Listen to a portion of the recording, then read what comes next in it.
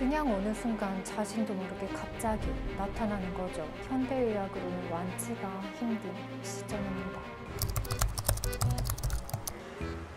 집에 가고 싶다. 집에 가고 싶다. 집에 가고 싶다. 아니요. 저는 강아지를 무척 사랑하는 사람입니다. 근데 애들이 화화도 아니고 수수도 아니고 아니 월월이라잖아요. 안녕하세요. 수의사 루러언입니다. 여러분, 제가 깜짝 발표 하나 하려고 하는데요. 제가 사실 병이 하나 있는데 요즘 날씨도 꿉꿉하고 체력도 좀 떨어져서 그런지 증상이 좀 더 심해진 것 같아요. 근데 이 병은 저뿐 아니라 현대인 다수가 앓고 있다고 하는데 특히 월요일에 심하다고 해요. 바로 집에 가고 싶다 증후군인데요. 평소에는 출근길에 주로 증상이 나타나는데 요즘은 심해져서 집에 있어도 집에 가고 싶더라고요. 이런 경제활동을 하는 사회인들에서 많이 보이는 집에 가고 싶다 증후군처럼 제가 생각하는 동물병원 수의사들의 직업병을 한번 이야기해볼까 해요. 이야기 시작도 안 했는데 집에 가고 싶다. 수의사 직업병 첫 번째.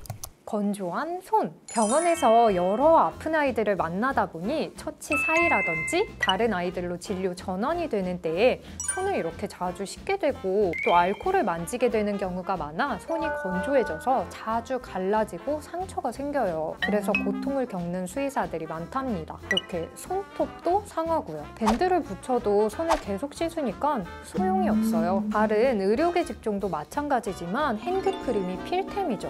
근데 이것도 사실 미끌거려서 잘 안 바르게 되더라고요. 두 번째, 외상으로 생기는 상처나 흉터. 병원에서 수의사가 소매를 걷었을 때 손이나 팔 주변을 한번 봐보세요.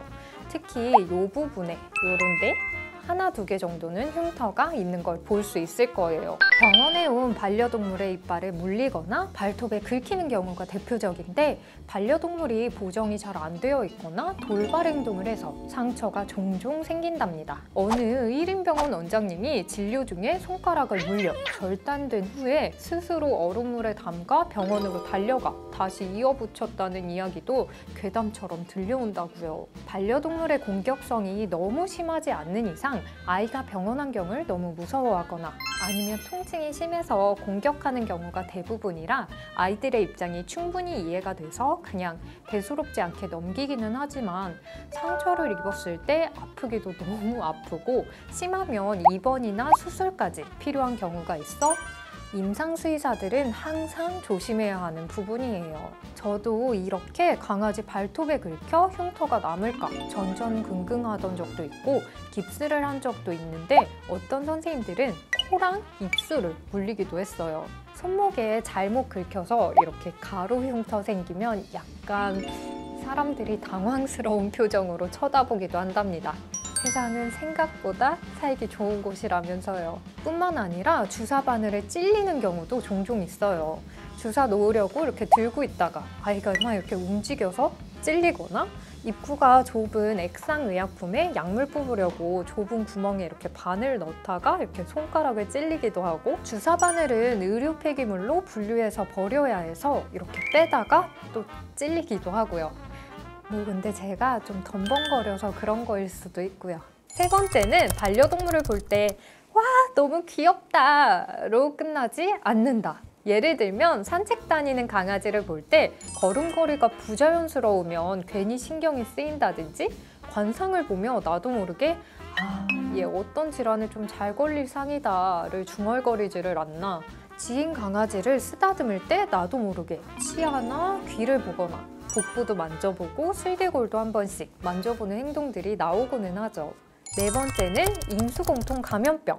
아픈 동물들을 많이 만날 수밖에 없는 환경이기 때문에 비롯된 직업병인데 반려동물이 걸릴 수 있는 질병 중에는 사람에게도 함께 걸릴 수 있는 질병들이 있어요. 링웜 같은 곰팡이성 피부병이나 살인진드기병으로 알려진 중증 열성 혈소판 감소증까지 다양한 질병들이 해당이 됩니다. 링웜이나 옴진드기에 걸린 아이가 내원하고 나서 진료를 본 수의사도 며칠 뒤 걸리는 경우가 종종 있어요. 예방을 하고 있지만 진료를 보며 피치 못하게 접촉하는 일이 있다 보니 심심치 않게 보고되고 있어 주의를 기울여야 한답니다. 링웜 진짜 간지러워요.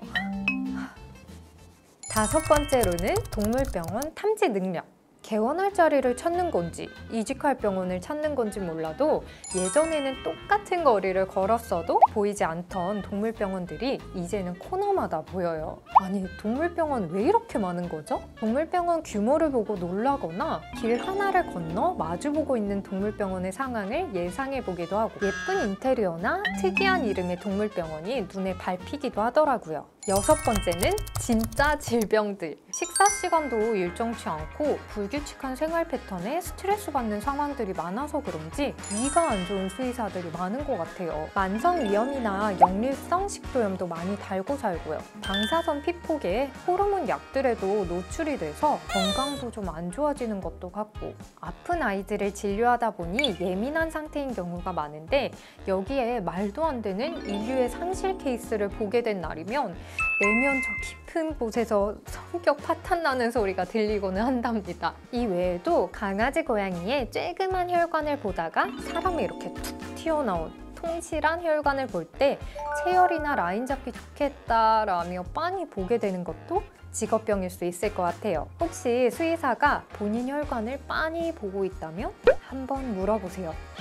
제 혈관 혹시 탐나시나요? 이렇게 오늘은 수의사의 직업병에 대해 심각할 수 있는 것부터 가벼운 습관까지 여러 가지로 알아봤는데요. 제 주변 수의사들은 거의 공감하더라고요. 모든 직업에는 각각의 직업병이 있을 테니 어떤 직업병을 가지고 계신지 댓글을 달아주셔도 재밌을 것 같네요. 오늘 영상도 재밌으셨다면 좋아요, 구독 눌러주시고요. 저는 다음 영상으로 다시 찾아오겠습니다.